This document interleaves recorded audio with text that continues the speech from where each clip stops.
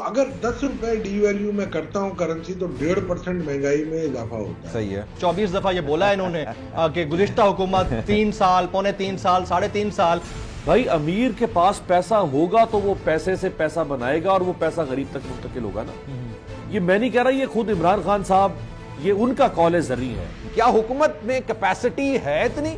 7,004 ارب جو یہ تخمینہ لگایا گیا کہ بھائی یہ ٹیکس وصول کیا جائے، کر لیں گے اتنا؟ جب پاکستان کو اسپیسیفک رکھنا ہے تو گورننگ دی انگورنیبل عشرت حسین کی کتاب کو پڑھ لیں. 10 سے 15 ارب ڈالر کو مل جائے، اگر وہ مل جاتا ہے تو ان کی حکومت تو 1.25 سال کی ہے نا، اس کے بعد تو پھر الیکشن ہوگا. ان پرسن خان صاحب کے اوپر زیادہ ٹرسٹ تھا پبلک کا. 27,000 روپے کا جو بجٹ ہے وہ پاکستان کا وزیر خزانہ نہیں آئی ایم ایف بنا رہا ہوتا ہے. اور یہی آئی ایم ایف اسی طرح کی اسی کنڈیشنلٹی کے ساتھ کنیکٹڈ ہے ایف اے ٹی ایف کے ساتھ. 27,000 روپے میں ظاہری بات ہے وہ ناممکن ہے اس کا سروائیو کرنا. اب وہ کس طرح سروائیو کر رہا ہے، وہ ظاہری بات ہے وہ 3 وقت کا کھانا نہیں کھائے گا، وہ 2 وقت کا کھانا کھائے گا. ٹھیک ہے.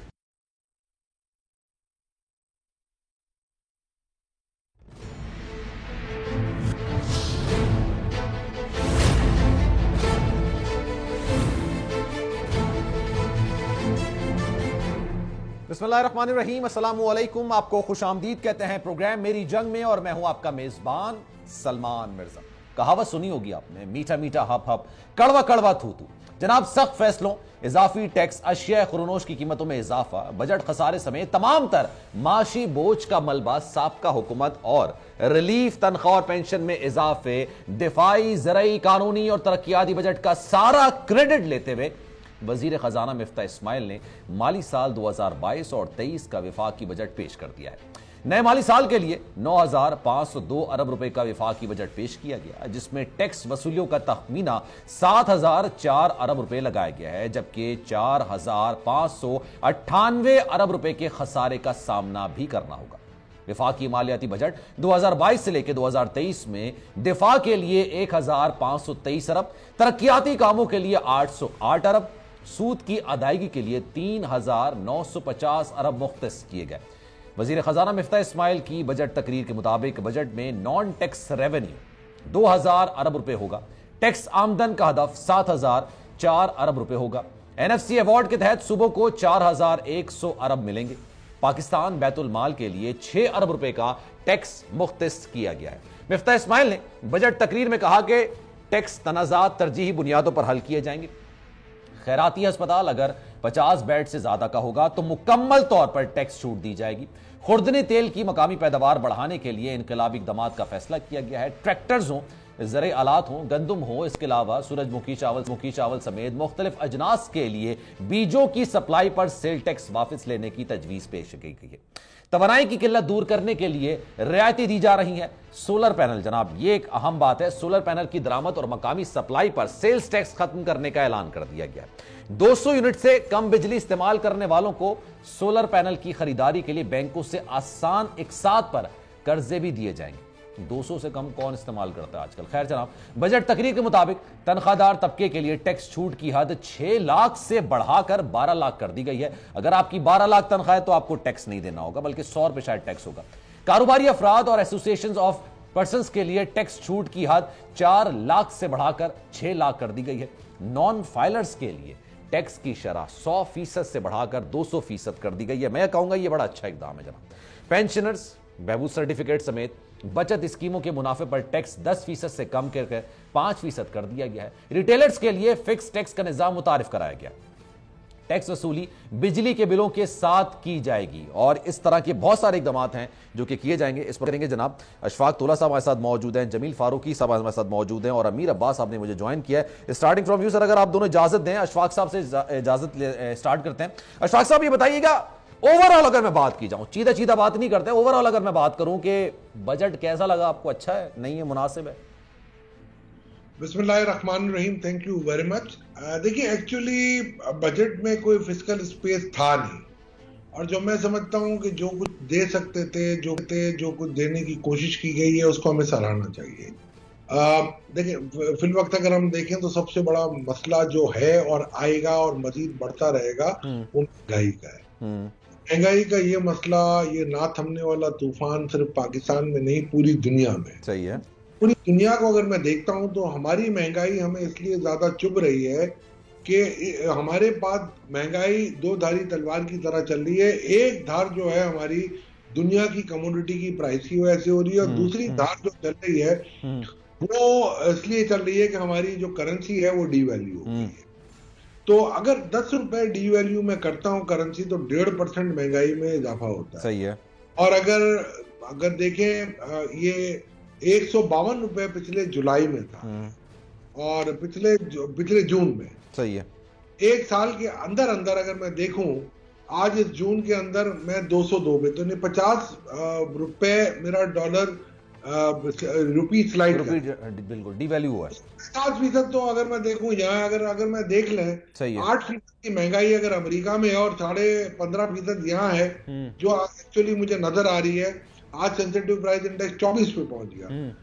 मैं ये उस बात बताने में कोई आज मुझे नहीं रखती कि ये हमारी जो ज्यादा प्रॉब्लम्स है वो हमारी रुपी डिवैल्यूएशन की वजह से। ठीक है। अब आगे जाएं। दूसरा एक मसला हमारा सबसे बड़ा ये है कि कोशिश ये की गई कि जो तनख्वाहदार तबका है इसको कहीं ना कहीं से रिलीफ मिला। ठीक है। वो रिलीफ दी गई है। हम वर्किंग कर रहे हैं। अभी तो हम बैठे हुए हैं। अभी तो हमारा तो आप लोगों का सोने का टाइम होगा। हम तो जागते रहेंगे सुबह तक इंशाअल्लाह। आपकी खिदमत में हम अपनी कमेंट्रियां दे देंगे ताकि फिर आप पढ़ें और आप ज्यादा एजुकेट तब तक आप ज्यादा अच्छे तबसरे करें। ठीक है, ठीक है, ठीक है। तो सही। ये चीजें हैं जो हम करने लगे और करेंगे इंशाल्लाह।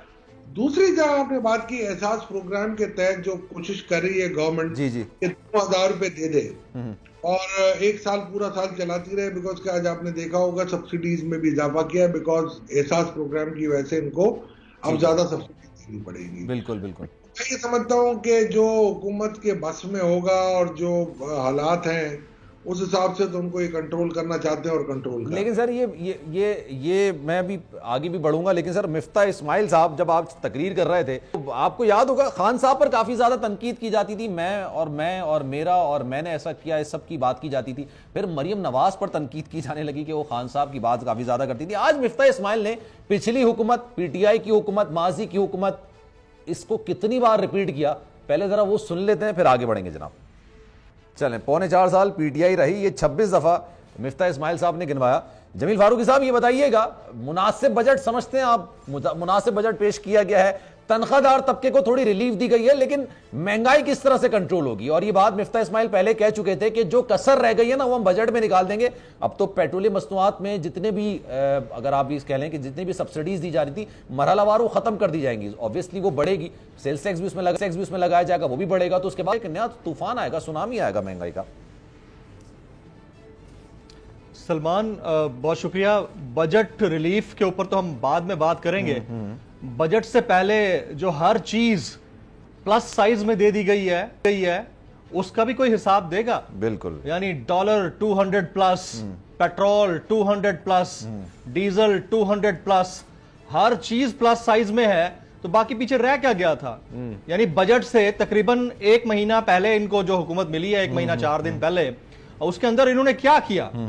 यही कुछ तो करते रहे हर 3-4 दिन के बाद। पहले तो ये कंफ्यूजन स्टेट के अंदर थे कि हम हुकूमत चलाते भी हैं या नहीं चलाते। आज आए हैं तो आज अभी आपने 2 दर्जन इनके बाद ये बात कहलाते हुए सुनवा दी हमें। 24 दफा ये बोला है इन्होंने कि गुज़िश्ता हुकूमत 3 साल, पौने 3 साल, 3.5 साल। और मेरे भाई क्या 3.5 साल? और अभी ये कहते हैं कि ये जो बजट आया है इसका रिलीफ आप अगले 3 माह में मिलता हुआ देखेंगे। वो गालिब का एक शेर है कि आह को चाहिए एक उम्र असर होने तक, कौन जीता है तेरी जुल्फ के सर होने क्या तक। बात है, क्या यानी बात। आप और हम कौन ये एक्सपेक्ट कर सकता है कि अगले 3 महीने तक आप होंगे भी या नहीं होंगे? यही बात खान साहब करते करते अपनी हुकूमत गंवा बैठे कि बस 3 महीने, 2 महीने, 15 दिन, 6 महीने, बस आया रिलीफ के आया। ये भी यही कहते कहते पब्लिक को बेवकूफ बना रहे हैं।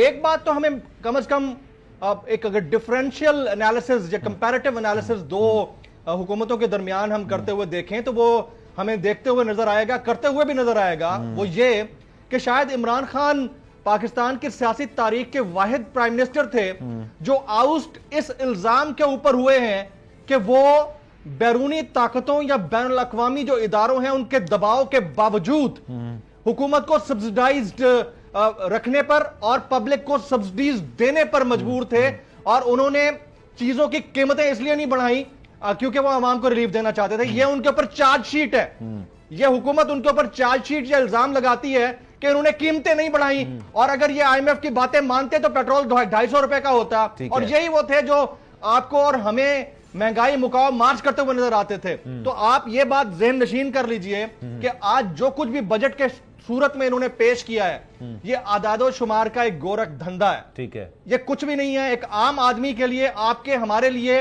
रिलीफ इसमें कहीं नहीं है। अब मुझे बताइए कि शहजादी मोहतरमा 2000 रुपए, 40,000 रुपए तनख्वाह लेने वाले को 2000 रुपए एक्स्ट्रा देने के ऊपर ऐसे जमीन और आसमान के कुलाबे मिला रही थी, मुबालगा आराई करते हुए पब्लिक को बता रही थी। सर 2000 रुपए तो कम ना करें सर, आप पेट्रोल डलवा सकते हैं उसमें, आप उसमें राशन खरीद सकते हैं, आप गंदम खरीद सकते हैं, ये शहबाज शरीफ साहब ने कहा है।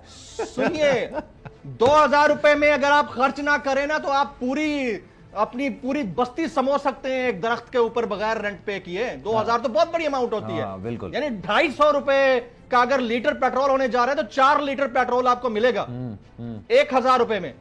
तो आप 4 की जगह 8 डलवा लेंगे, कितनी देर चला लेंगे? ये आप उस गरीब से पूछिए। मैं, आप, या शायद वो जो मिडिल क्लास या अपर मिडिल क्लास से है और अच्छी हैंडसम सैलरी लेता है, वो तो अफोर्ड कर सकता है। एक आम आदमी, मैं अब आपको यूनिट्स की प्राइस, थोड़ा सा मैं टाइम लूंगा, ये यूनिट प्राइस मेरे सामने रखी हुई है। यानी 100 यूनिट बिजली के ऊपर जो पुराना बिल था वो 1049 रुपए, 1049 रुपीज आता था। अब जो नया बिल आएगा, यानी ये जो 24% और 47% का मंत्रा इन्होंने खोला है, उसके तहत उस 100 यूनिट बिजली वाले का नया बिल आएगा 1849 रुपए, यानी 75% इजाफे के साथ। 200 यूनिट बिजली जो इस्तेमाल करता है, बिजली 200 यूनिट, उसका 2362 रुपए पुराना बिल था, नया बिल 4000 रुपए है और रेज है 68%, और इतने कम यूनिट्स कोई नहीं इस्तेमाल करता हुआ। अब 500 यूनिट वाले की बात कर लेते हैं, 10,613 रुपए मैं उस कैटेगरी में फॉल करता हूं। जो मेरा बिल आता था वो अब मुझे आएगा 16,000 रुपए कम अज कम। तो एक आम आदमी यार, जिसकी तनख्वाह बड़ी नहीं है, पिछले 2 साल से नहीं तनख्वाह बढ़ी अगर किसी की, और उसके लिए आप हर महीने में मुश्किलात का एक नया दायरा खोलते जा रहे हैं। उनको आप रेमिटेंसेस, उनको आप हमारे इंपोर्ट्स, एक्सपोर्ट्स, ये मतलब खूबसूरत खूबसूरत सब्ज बाग, ग्रीन गार्डन दिखा के आप उनको चिकनी चपड़ी बातों से महसूस तो कर सकते हैं, लेकिन पब्लिक उसी वक्त खुश होगी जिस वक्त उनको रिलीफ मिलेगा। यही हरकतें गुज़िश्ता अदवार में होती रही, खान साहब के दौर में भी होती रही, और अब भी हो रही हैं। तो हमारे लिए ये कोई नई बात नहीं है। जो भी बजट पेश करता है वो अशराफिया के अंदर बैठा है, उसने अशराफिया को फायदा देना होता है, और पाकिस्तान जैसे मुल्क के अंदर गरीब की जेब से पैसा निकालकर अमीर को पाला जाता है। आप थर्ड वर्ल्ड की बात करें ना तो पाकिस्तान उन मुमालिक में से एक है, और फर्स्ट वर्ल्ड में अमीर की जेब से पैसा निकालकर गरीब को रिलीफ दिया जाता है। अगर हम इस डिफरेंस को आज तक नहीं समझ पाए, बजट देते रहें। और एक और बात, इसी बात को मैं 30 सेकंड, यह पाकिस्तान की तारीख का पहला न्यूट्रल बजट था जिसमें अपोजिशन नहीं थी, गवर्नमेंट ही गवर्नमेंट थी फ्लोर के ऊपर, इधर भी गवर्नमेंट और अपोजिशन बेंचेस के ऊपर भी गवर्नमेंट। किसी ने कोई बजट दस्तावेज को नहीं फाड़ा, किसी ने कोई वावेला नहीं मचाया। बड़े अच्छे से मिफ्ता साहब आए और वो प्रीवियस गवर्नमेंट करते हुए 2 दर्जन दफा बिना हेडफोन के पढ़ दिया, सुकून से बजट देकर चले गए। ठीक है जी, अमीर साहब हमारे साथ मौजूद हैं। अमीर साहब ये बताइएगा, बजट में मैं अभी देख रहा था तो इसमें कोई ऐसी चीज नजर नहीं आ रही जिसमें बहुत ज्यादा एक्स्ट्राऑर्डिनरी आपको तनकीद करनी पड़ी, लेकिन बड़ा एक दिलचस्प खेल खेला है इन्होंने कहा है कि जनाब पेट्रोलियम मस्तूआत की कीमतों में जो सब्सिडी है ना उसको खत्म कर दिया जाएगा। और ये बात अभी मिफ्ता इस्माइल साहब अभी टीवी चैनल बैठकर बोल भी रहे थे कि जितने का मिलेगा ना हम उतने का ही देंगे, तो मजीद इसमें मजीद 30-35 रुपए का इजाफा कर दिया जाएगा। तो सारी कसर तो एक साइड और ये पेट्रोल की कीमतों की कसर तो एक साइड कर दी गई इन्होंने। देखिए ना, उसकी वजह तो बड़ी सिंपल सी है कि आप सब्सिडी को अफोर्ड नहीं कर सकते, और IMF के साथ भी जो आपकी डील है, IMF भी चाहता है कि आप सब्सिडी खत्म करें। जहां जहां सब्सिडी मिल रही है, चाहे वो पेट्रोल पर है, चाहे वो गैस पर है, चाहे वो बिजली पर है, उस सब्सिडी को आपको खत्म करना पड़ेगा, और आपको लोगों की बाइंग पावर बढ़ानी पड़ेगी। यानी लोगों को सब्सिडी दे के उनके लाइफस्टाइल को मेंटेन करने के बजाय उनकी बाइंग पावर बढ़ाएं, उनकी इनकम बढ़ाएं, उनका सोर्स ऑफ इनकम बेहतर करें, और वो अपना लाइफस्टाइल बेहतर करें। यही दुनिया का कामयाब मॉडल है। बिल्कुल। तो सब्सिडी तो जाहिर बात है आप नहीं दे सकते ना, एक हद से ज्यादा। आप देखिए 9,500 रुपए का आपका बजट है, تو 9,500 میں سے صرف 3 چیزوں کے اوپر 5,200 ارب روپے چلے گئے. صرف 3 چیزوں کے اوپر 5,200 ارب روپے. ٹھیک ہے, آدھے سے زیادہ. جس میں آپ کا ڈیفنس ہے, بالکل, جس میں آپ کی ڈیٹ سروسنگ ہے, جو آپ نے قرضے نہیں ہیں, جو آپ نے ان کی قیمتیں ادا کر, یعنی قرضے واپس کرنے ہیں, اور جو پینشن ہے آپ کی وفاق کی 5,530 ارب یا 525 ارب روپے. سو باقی لے دے کے آپ کے پاس بچتے ہیں 4,300 ارب روپے, جس سے آپ نے پورے سال میں ملک کے باقی 3600 اور کام بھی کرنے ہیں. تو یہ بھی اس صورت میں ہے کہ اگر آپ اپنا جو آپ نے ٹیکس کا اپنا ہدف رکھا ہے وہ ہدف آپ اچیو کر لیں, یعنی اتنی کلیکشن آپ کر لیں کہ آپ کے پاس یہ 9500 ارب روپے ہو سکے. لیکن سر ٹیکس کلیکشن ہوتی نہیں ہے نا, ٹیکس کلیکشن, سوری سر آپ کی بات کٹ رہی ہے, لیکن ٹیکس کلیکشن نہیں ہوتی. میں نے بڑی ایک دلچسپ بات پڑھی تھی کہیں کہ معیشت بہتر کرنی ہے تو ایسا نہیں ہے کہ جو بندہ 1 روٹی کھا رہا ہے اس کو آدھی روٹی پر لے آئے. اگر آپ نے معیشت بہتر کرنی ہے تو جو امیر اپنے پراٹھے پر جو دیسی گھی لگا کے کھا رہا ہے وہ گھی کم کر دیں تو آپ کی معیشت بہتر ہو جائے گی. ہم یہ 1 روٹی کو آدھا کیوں کرتے ہیں, ہم وہ اس کو گھی والے کو کیوں نہیں پکڑتے ہیں؟ بھائی آپ یہ کیا کر رہے ہو؟ دیکھیں, ایک تو سلمان تھوڑی سی یہ مسکنسیپشن بھی ہے کہ پاکستان میں شاید کو بہت امیر لوگ ہیں. ہاں, ہماری حیثیت سے تو بہت امیر لوگ ہیں, ظاہری بات ہے, جس طرح کسی ملک میں امیر اور غریب کا فرق ہوتا ہے.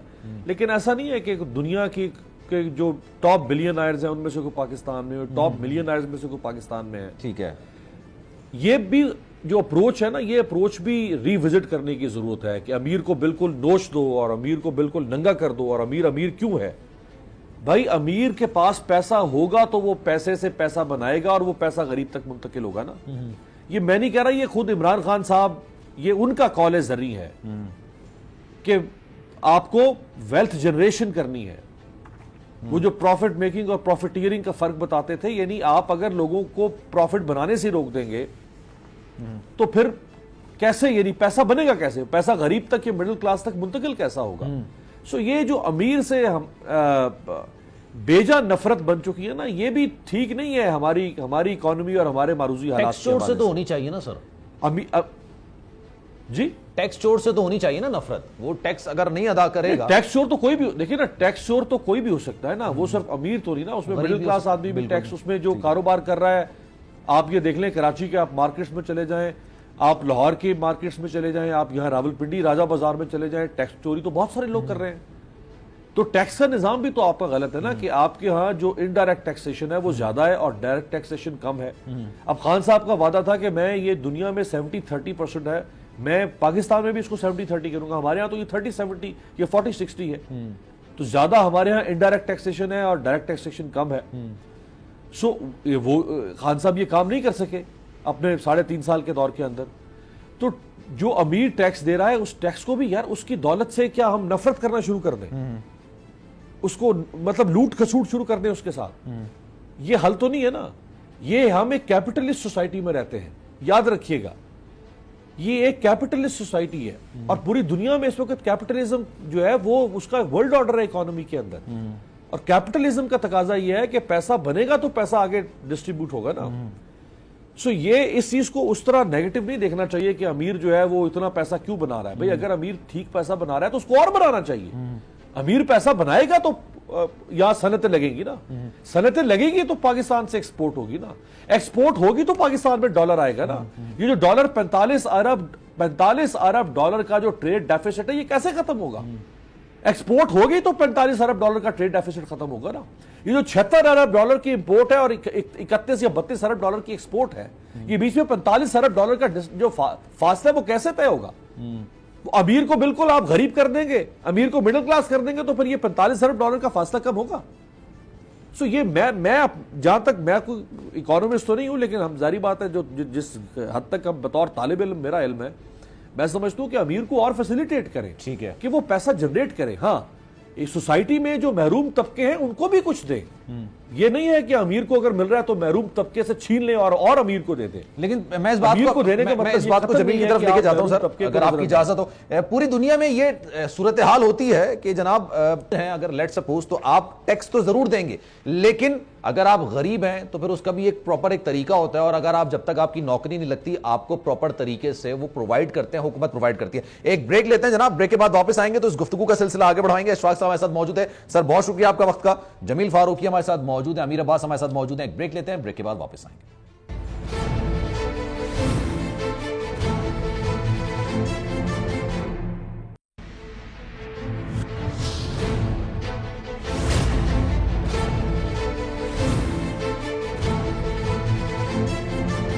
प्रोग्राम एक बार फिर से आपको खुशामदीद जनाब। टैक्स नहीं देंगे तो मुल्क आगे कैसे बढ़ेगा, ये हम हर हुकूमत से सुनते हैं और टैक्स वसूलियों का हदफ भी मुकर्रर किया जाता है। लेकिन अचंभे की बात है और हैरत की बात है कि टैक्स वसूलियों का दावा तो हर कोई करता है और ये कहता है कि जनाब उन लोगों को भी टैक्स नेट में लेकर आएंगे जो टैक्स नहीं देते, टैक्स चोरी करते हैं और टैक्स चोरी से महलात बनाते हैं या फिर पाकिस्तान के अवाम का टैक्स का पैसा चोरी भी करते हैं। 7,004 अरब रुपए लगाया गया है टैक्स का तखमीना जो कि इस साल कलेक्ट किया जाना है। जमील फारूकी हमारे साथ मौजूद हैं, अमीर अब्बास हमारे साथ मौजूद हैं। जमील बताइएगा, क्या हुकूमत में कैपेसिटी है इतनी? 7,004 अरब जो ये तखमीना लगाया गया कि भाई ये टैक्स वसूल किया जाएगा, कर लेंगे इतना? देखें सलमान, कैपेसिटी की बात नहीं है, ट्रस्ट डेफिसिट की बात है। कोई भी पब्लिक या पब्लिक ऑफिस होल्डर या वर्कर या कहीं का एम्प्लॉय, वो अगर अपनी तनख्वाह में से, अपने काम में से, अपने रोजगार में से किसी भी तरह से हुकूमत को टैक्स देगा, चार्ज है कि वो कंपल्शन हो उसके ऊपर, उसकी सैलरी में से कट जाता हो, उसी सूरत देगा जब उसका हुकूमत के ऊपर एतमाद होगा। जब हुकूमत के ऊपर एतमाद नहीं होगा तो टैक्स कलेक्शन में ये टारगेट क्या, जो पिछला टारगेट था उस तक पहुंच जाए तो बड़ी बात है। लेकिन क्योंकि पाकिस्तान की इकोनॉमी इसी तरह की इकोनॉमी है, यहाँ लोग चैरिटी ज्यादा करते हैं क्योंकि उनको चैरिटी के ऊपर या जिसको वो दे रहे होते हैं उसके ऊपर ट्रस्ट होता है, ट्रस्टी के ऊपर, तो इस वजह से वो दे देते हैं। टैक्स नहीं देते क्योंकि हुकूमतों के ऊपर एतमाद नहीं होता। अच्छा, मैं जरा थोड़ी देर पहले की गुफ्तगू की तरफ आऊंगा क्योंकि मैं बड़ी जनरलाइज गुफ्तगू कर रहा था उससे पहले, but to be very specific हमें जरा ना अंडरस्टैंड करने की जरूरत है। हम में से जो भी ये समझता है कि पाकिस्तान की इकोनॉमी कैपिटलिस्ट इकोनॉमी है, उसको फिर इकोनॉमिक्स की बेसिक्स का नहीं पता। उसकी रीजन मैं बता रहा हूं। इस दुनिया में 3 तरह की इकोनॉमीज पाई जाती हैं। एक कैपिटलिस्टिक सोसाइटी कहलाती है या कैपिटलिज्म इकोनॉमी कहलाती है, दूसरी सोशलिस्टिक सोसाइटी कहलाती है या सोशलिज्म इकोनॉमी कहलाती है, और तीसरी मिक्स्ड सोसाइटी कहलाती है या मिक्स्ड इकोनॉमी कहलाती है। मैं क्योंकि इकोनॉमिक्स का स्टूडेंट हूं, मैंने मास्टर्स इसी में किया, गोल्ड मेडल लिया, मैं आपके सामने रखना चाह रहा हूं कि पाकिस्तान जैसी सोसाइटी की इकोनॉमी मिक्स्ड इकोनॉमी कहलाती है। और अगर कोई ये समझता है कि ये कैपिटलिस्ट इकोनॉमी है तो मेरी बात सुन लीजिएगा, आप 4-5 किताबों को पढ़ लें अगर आप उसको विजिट करना चाहते हैं। सलमान, बड़ा इंपॉर्टेंट पॉइंट मैं बता रहा हूं। इकोनॉमिक हिटमैन को पढ़ लें, great by choice Mick Collins की किताब है, या पाकिस्तान को स्पेसिफिक रखना है तो governing the ungovernable Ishrat Hussain की किताब को पढ़ लें, या फिर सिर्फ कार्ल मार्क्स की थ्योरी ऑफ मार्क्सिज्म पढ़ लें। एक ही उसकी थ्योरी है, उसको पढ़ लें डिटेल में तो आपको पता चल जाएगा। लेकिन उससे बढ़कर एक और इकोनॉमी का कॉन्सेप्ट उमर लॉ के अंदर मौजूद है जिसे रियासत मदीना में इंट्रोड्यूस कराया गया। That was Islamic economy. ठीक है, वो कॉन्सेप्ट ये था कि जो बड़े अमीर लोग हैं या ज्यादा पैसे वाले हैं या हस्बे तौफीक कमाने से ज्यादा तौफीक रखते हैं, तो उनको ज़कात की सूरत में अपने से कमतर या गरीब लोगों का ख्याल रखना चाहिए। इसका कतई मतलब यह नहीं था कि नफरत अमीर से है, नफरत उस सिस्टम में हैव्स एंड हैव नॉट से है जो पैसा दबा के बैठ जाते हैं। अब भाई जो इंडस्ट्रियलिस्ट है, जो मनी जनरेट कर रहा है, उसे नफरत कोई क्यों करेगा? वो तो लोगों को एम्प्लॉयमेंट दे रहा है, वो तो पैसा जनरेट कर रहा है। नफरत उस बंदे से है जिसने दबा के पैसा रख लिया है। और ये हर तरह की इकोनॉमी में होता है। कैपिटलिस्टिक सोसाइटी में ज्यादा होता है, socialistic society is more close to Islamic version. हम उस पर बिलीव नहीं करते, लेकिन उसमें वेलफेयर कॉन्सेप्ट ज्यादा है। और mixed economy like economy of Pakistan, जिसके अंदर कैपिटलिस्टिक टच भी है, सोशलिस्टिक टच भी है, लोग चैरिटी भी करते हैं, लोग पैसा दबा के भी बैठे हैं, लोग इंडस्ट्रियां भी लगा के बैठे हैं, तो उस सोसाइटी के अंदर अगर टैक्स कलेक्शन नहीं हो रही तो this is just because of the trust deficit of the people on the state. और उसकी वजह यह है कि हमारे स्टेट में या हमारी हुकूमतों में जो लोग बैठे होते हैं वो पैसा दबा लेते हैं, टैक्स का पैसा खा जाते हैं। अब आप सोचिए कि 100 रुपए के मोबाइल कार्ड के ऊपर सिर्फ 53 रुपए आपके पास बचेंगे, बाकी आप टैक्स दे देते हैं। और ये वो मोबाइल कंपनियां हैं जो आपको ऐसे अनयूज्ड मिनट्स का झांसा देकर, आपके डेटा का झांसा देकर, ऐसे ऐसे हिडन टैक्सेस के जरिए पैसे आपके काट लेती हैं, आपको पता भी नहीं चलता। सर, दुनिया में कहीं नहीं होता, दुनिया में कहीं नहीं होता कि आपको बगैर बताए पैसों की डिडक्शन हो रही होती हो। दुनिया में कहीं नहीं होता کہ آپ کے منٹس کم کر دیے جاتے ہیں, ڈیٹا خالی آپ کو اور مجھے تو نہیں پتا اس وقت تک میرا کتنا ڈیٹا یوز ہو چکا ہے, تو اس میں کوئی بار نہیں ہے, کوئی اس کے اندر کوئی کیلکولیشن نہیں ہے, کوئی میکنزم نہیں ہے. تو ایسی سوسائٹیز جو مکسڈ سوسائٹیز ہوتی ہیں اس کے اندر ٹرسٹ گورنمنٹ کو پبلک کے درمیان بڑھانا ہوتا ہے تاکہ لوگ ٹیکس دینے کی طرف آئیں. بدنیتی پر جو لوگ مبنی ہوتے ہیں وہ ٹرسٹ پر بھی نہیں کرتے ہیں. اگر موجودہ حکومت کی ٹرسٹ کی بات کرتے ہیں آپ کہ وہ ٹرسٹ نہیں ہو پا رہا ہے, ماضی کی حکومت پاکستان تحریک انصاف کی حکومت عمران خان صاحب اس بات کو تسلیم کرتے آئے ہیں کہ ہم شاید لوگوں کو جتنا ٹیکس نیٹ میں لانا چاہتے تھے اتنا نہیں لا سکے, کیونکہ آپ ووٹ دے دیتے ہیں. یہ بات خان صاحب نے بولی تھی کہ لوگ ہمیں ووٹ دے دیتے ہیں لیکن ٹیکس نہیں دیتے, ٹیکس نہیں دیں گے تو ملک کیسے چلے گا. لوگوں کا ایک مائنڈ سیٹ ہوتا ہے. اور جیسے کہ امیر صاحب بھی یہ بات کر رہے تھے کہ امیروں سے نفرت نہیں ہونی چاہیے. امیر ظاہر سی بات ہے اپنے پیسے کا تحفظ پہلی ترجیح رکھے گا. جو آپ بات کر رہے ہیں اس بات میں غلط کچھ نہیں ہے, لیکن پھر بھی میں کہہ رہا ہوں کہ امیر یہ تحفظ رکھتا ہے کہ جناب میں نے پیسہ کمایا ہے بھائی وہ سیف رہے, میں کیوں کسی کو بانٹوں, میں ہر ٹیکس دے دوں گا اور ٹیکس کے علاوہ شاید میں کچھ نہ کروں, لیکن اس سے امید یہ کی جاتی ہے کہ شاید وہ اپنے وسائل کو استعمال کرتے ہوئے نوکری کے مواقع پیدا کرے. کیوں سر؟ آپ بالکل ٹھیک کہہ رہے ہیں سلمان. آپ جب عمران خان صاحب کی ایگزامپل کوٹ کرتے ہیں, یہی عمران خان صاحب تھے جنہوں نے شوکت خانم کے لیے جتنی بڑی چیریٹی کی پاکستان کی تاریخ میں, عبدالستار ایدھی کے بعد اتنی بڑی چیریٹی مجھے تو نہیں پتا کہ کسی اور نے کی ہو, کیونکہ ان پرسن خان صاحب کے اوپر زیادہ ٹرسٹ تھا پبلک کا. اب جب وہ گورنمنٹ میں آ گئے تو ایک مشینری ہے. یہ تو خان صاحب ہی کہتے تھے چیریٹی دے دیتے ہیں, سنیں اگلی بات سن لو سلمان, اگلی بات سنیں. تو وہ آ گئے ایک حکومتی مشینری میں, ایک نظام میں, ایک سسٹم میں. اس سسٹم کے اوپر پبلک کا بلیو نہیں رہا. اب وہ اپوزیشن اور تھپیڑے دے رہی ہے اس گورنمنٹ کو. گورنمنٹ آلریڈی ان کو چور ڈاکو کا لقب دیا جا رہا ہے, تو ٹرسٹ ڈیفیسٹ اور بڑھ جاتا ہے. یہ ایک پرابلم ہے. اب جہاں بات ہو رہی تھی نا آپ کی امیر سے نفرت کی, امیر سے نفرت کا معاملہ نہیں ہے. ہیوز اینڈ ہیو ناٹس, دبا کے بیٹھنے والے اور جن کے پاس نہیں ہے, ان کے درمیان ایک بیلنس کریٹ کرنے کا معاملہ ہے. اسے آپ ایکولنگ نہیں کہہ سکتے, ایکولائزنگ نہیں کہہ سکتے. ایکویٹیبل ایک لفظ ہوتا ہے, یعنی منصفانہ تقسیم دولت کی. ایک ہے ایکول ڈسٹریبیوشن آف ویلتھ, ایک ہوتا ہے ایکویٹیبل ڈسٹریبیوشن آف ویلتھ. تو جو ایکویٹیبلٹی ہے نا ہمارے سوشل سسٹم کے اندر, وہ نہیں ہے, وہ ناپید ہے. اس کی وجہ صرف جو ہے لا اینڈ جسٹس, لوگوں کو صحیح نہ پکڑنا, جو ہنڈی کے ذریعے اٹھا کے لے جا رہا ہے, بلیک کر رہا ہے پیسے کا. یہ بہت ڈیٹیلز ٹرمز ہیں, لیکن میں نے جو آپ کو مارجنلائز کر کے چیزیں بتا دی ہیں. ہم ایک مکسڈ اکانومی میں رہتے ہیں, وی آر ناٹ کیپٹلسٹ. ٹھیک ہے سر. امیر بھائی یہ بتائیے گا سر, یہ 9,502 ارب روپے کا وفاقی بجٹ ہے, اس میں خسارہ بھی ہے. 7,004 ارب روپے کا یہ ٹیکس وصولیوں کا ایک ہدف رکھا گیا ہے, جو کہ یوزلی طور پر پورا ہوتی بھی نظر نہیں آتی. پاکستان تحریک انصاف کی حکومت میں دیکھیں تو جناب وہ منی بجٹ بھی پیش کیا کرتے تھے. جب میں لاسٹ ٹائم بھی یہ ٹرانسمیشن کر رہا تھا بجٹ کی, تب بھی میرے پاس پیپرز تھے, اور میں نے کہا تھا کہ جناب باہر سے جو ڈالرز آتے ہیں وہ ایک آمدنی ہوتی ہے حکومت کی, ٹیکس وصولی وہ ایک سورس ہوتا ہے, قرض لیتے ہیں وہ ایک سورس ہوتا ہے. لیکن آپ کو لگتا ہے کہ منی بجٹ لے کر آنا پڑے گا ان کو؟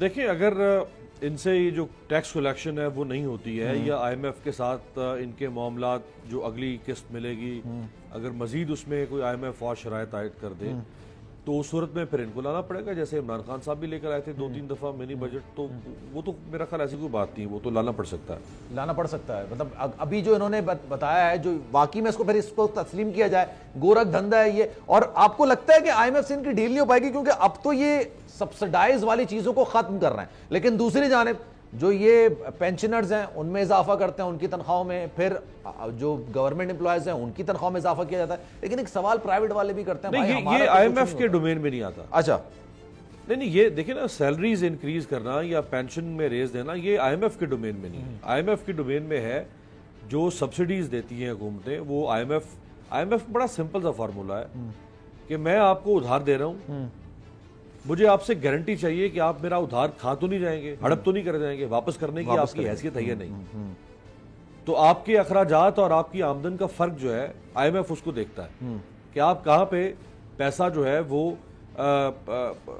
وہاں پہ, یعنی سوراخ کہاں پہ ہے, چھید کہاں پہ جہاں پیسہ نکل رہا ہے, یا کئی ایسی جگہ تو نہیں جہاں پیسہ جا رہا ہے لیکن وہ پیسے سے پیسہ بن نہیں رہا, تو وہاں پہ پھر آئی ایم ایف جو ہے وہ آپ کے اوپر قدغن مختلف طرح سے لگاتی ہے. اسی طرح سے اس میں ایک سبسڈی بھی ہے, اور IMF کے ساتھ تو ڈیل ہو چکی ہے حکومت کی, $1 ارب کی قسط جو ہے وہ آگے مل جائے گی ان کو, تقریباً فائنلائز ہے.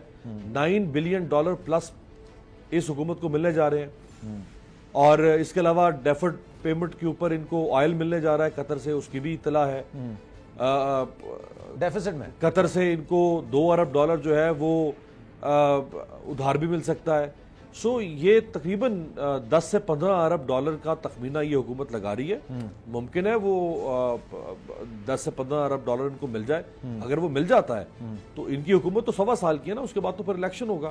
ٹھیک ہے, 1.25 سال کے لیے جس حکومت کو $10-15 ارب باہر سے مل جائیں گے, اس کو اور میرا خیال ہے اور کیا چاہیے اپنی اکانومی کو بہتر کرنے کے لیے, کتنا عرصہ وہ ہے. لیکن یہ کہتے ہیں کہ الیکشن سے پہلے جو آخری بجٹ ہوتا ہے نا وہ تھوڑا عوام دوست ہوتا ہے. یہ لگ رہا ہے آپ کو وہی والا بجٹ ہے یہ؟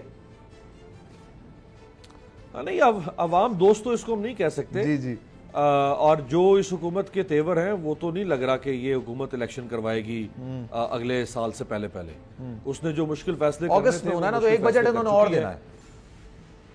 نہیں, اگست میں الیکشن نہیں ہوگا. دیکھیں, اگست میں اسمبلی کی 5 سالہ مدت پوری ہوگی. وہ ٹینیور پھر الیکشن جو ہے وہ اگست 23 کے بعد پھر 3 ماہ کی انٹرم گورنمنٹ بنے. بالکل بالکل, وہ آئے گی. تو الیکشن جو ہے وہ نومبر 2023 میں جا کر ہوگا. ٹھیک ہے. تو جمیل بھائی ابھی آپ کی طرف میں آؤں گا, ایک بریک مجھے لینا ہے سر. بریک کے بعد میں کہتا ہوں کہ یہ سما یہ تخمینہ ہے, یہ سود کے لیے ہے, یہ تمام چیزیں IMF ہے, لیکن ایک عام انسان وہ یہ دیکھتا ہے بھائی میں نے گھر کیسے چلانا ہے. ٹیکس کے معاملات جو ہیں وہ تمام اپنی جگہ پہ. ہم اگر کسی شاپنگ مال میں بھی جاتے ہیں نا تو وہاں پر بھی اب خریداری کرنے کے بعد $1 ٹیکس دینا پڑتا ہے. تمام چیزوں کی خریداری کر لی ہے, اس پہ ٹیکس دے دیا, لیکن چونکہ آپ مال میں آئے ہیں تو اس لیے آپ نے $1 ٹیکس دینا ہے. یہ بھی FBR نے لگا کے دیا ہوا ہے. تو جب ہر جگہ سے ٹیکس دیا جا رہا ہے تو وہ عوام پہ کیسے منتقل ہو رہا ہے, اس کا جواب جانیں گے. ایک بریک لیتے ہیں, بریک کے بعد واپس آئیں گے.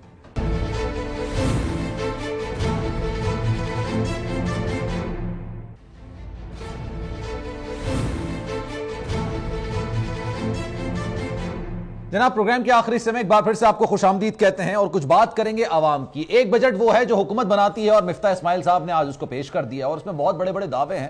بہت ان کی نظر میں ایک بڑا بجٹ ہے, اور وہ یہ کہتے ہیں کہ جناب جو موجودہ وسائل ہیں اس کے مطابق ایک بہترین بجٹ پیش کیا گیا. وہ اپنی جگہ صحیح بھی ہوں گے یا غلط ہوں گے, یہ ایک الگ بحث ہے, اس پر بات ہو سکتی ہے, بحث ہو سکتی ہے, ڈیبیٹ ہو سکتی ہے.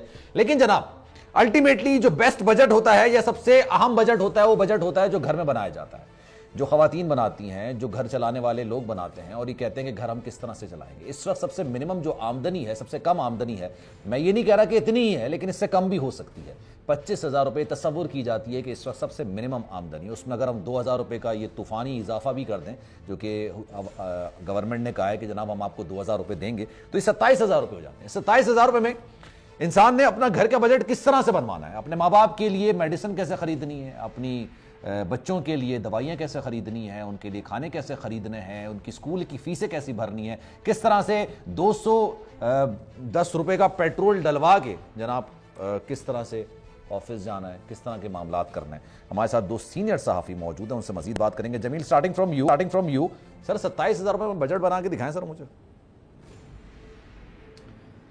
$27,000 کا جو بجٹ ہے وہ پاکستان کا وزیر خزانہ نہیں IMF بنا رہا ہوتا ہے.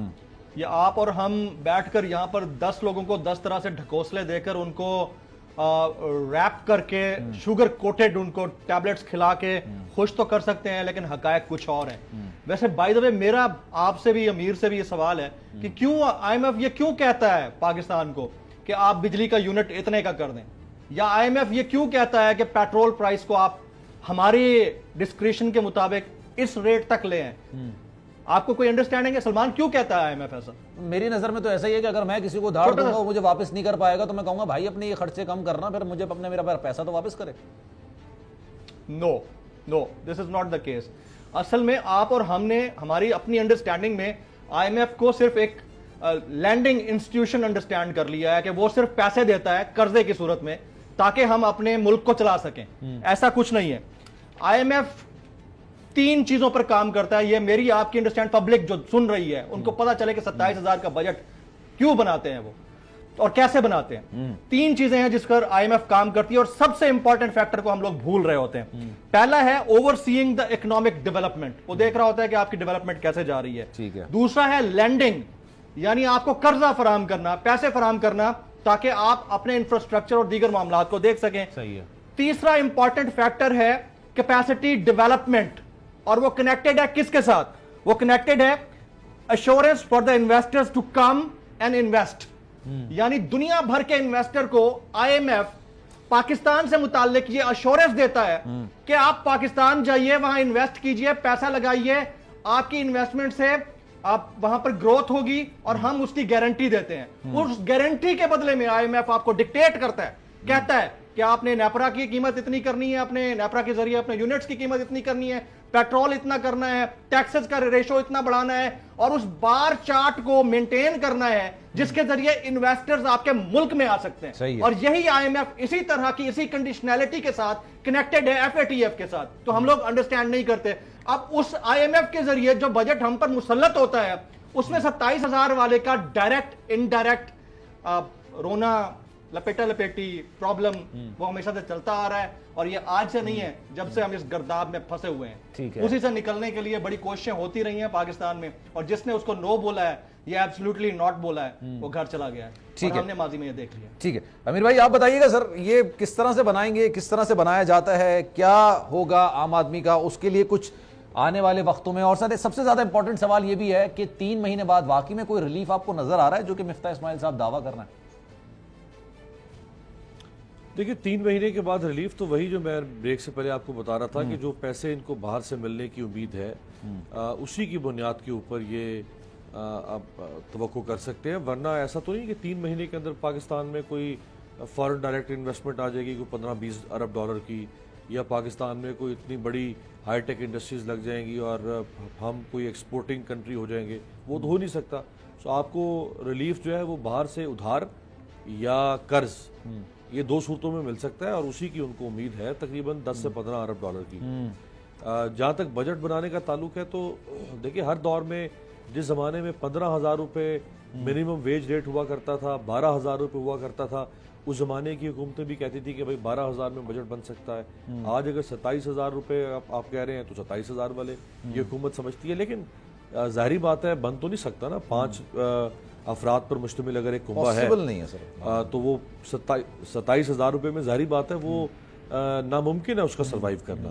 तो अब वो किस तरह सर्वाइव कर रहा है, वो जाहिर बात है वो 3 वक्त का खाना नहीं खाएगा, वो 2 वक्त का खाना खाएगा। ठीक है, वो फटा पुराना लिबास पहनेगा, और इसी तरह से गुजारा करेगा। अमीर साहब बहुत शुक्रिया सर आपके वक्त का, तालीम का पैसा। जमील भाई हमारे साथ मौजूद है सर, आपका भी बहुत शुक्रिया। लेकिन जब भाई बजट आता है अवाम की जो वो तेज हो जाती है, और उसके बाद एक महंगाई का सुनामी आता है, तूफान आता है, लेकिन हर दफा हम उम्मीद करते हैं और दुआ करते हैं कि अवाम के लिए कुछ बेहतरी भी हो। सलमान मिर्जा को दीजिए इजाजत, जिंदगी रही सेहत रही। कल 7 बजे क्योंकि वीकेंड है, कल आपको 7 बजे इंशाल्लाह मुलाकात होगी। ख्याल रखिएगा अपना, अल्लाह हाफिज।